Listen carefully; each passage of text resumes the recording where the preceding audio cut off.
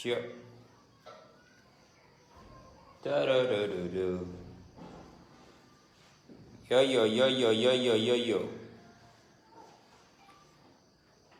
I miss you, baby. No one be like that. Be your mama, should love you, but she did.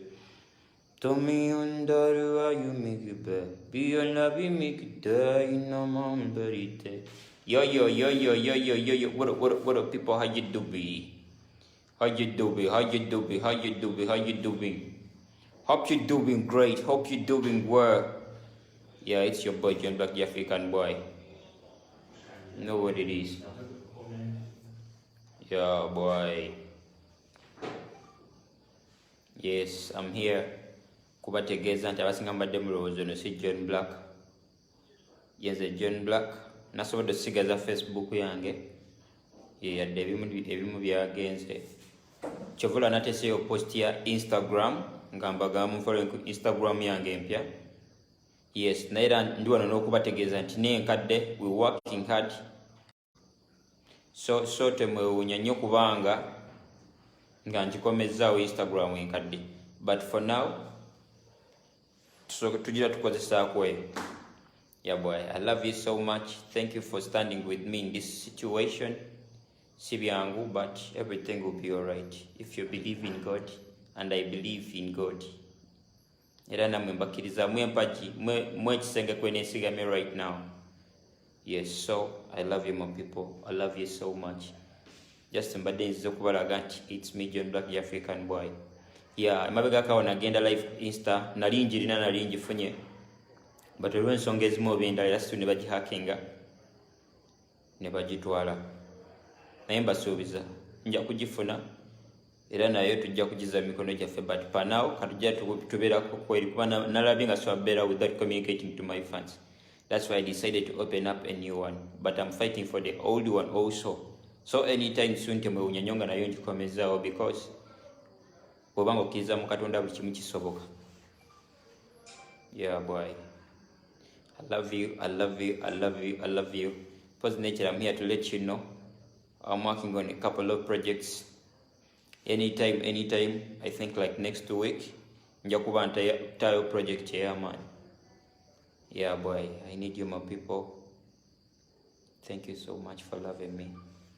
It's your boy John Blaq, the African boy. Yeah, boy. Just kyemba mumanya neri Instagram tujja kugiza. Tulina okugiza nayo. Nena deso abera without communicating with my fans. Abali ku Facebook, ku Instagram. Yes, nagenda ko live naira ne babanya kugisika naye. I'm fighting hard to get it back.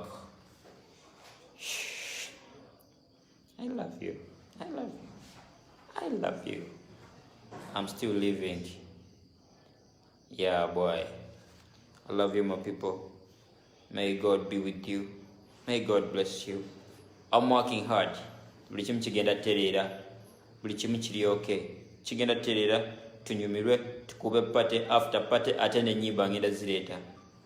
So, just wanted to let you know that I'm alright. Everything is alright. Facebook is in my hands, is in my control.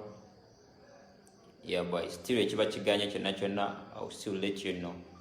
Cause you're my people. You're my best friend. I love you so much. May God bless you.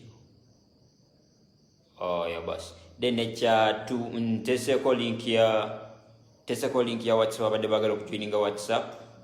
Naye abasinga saaza bali mugikirikinga ko tebakyasobola kubanga muda kigenza okwera dakika 3 nga group ejjudde. But I'll be posting another link. Mujja kirikinga ko mujoininga WhatsApp group to requesting ennyimba. Yadde mu buzibu bonna we have to be happy. Tulina okusigala nga moving on. Keep on requesting for my music. I'm alright. I'm alright. I'm alright. Let's request for the music. Miss Kasgaringa Azanya no matter what. Yeah, boy. I'll let you know what's up. I love you. May God bless you, my people. Oh, yeah, boss. Nature music. New music is dropping anytime. Yeah, boy. Bye-bye, my people.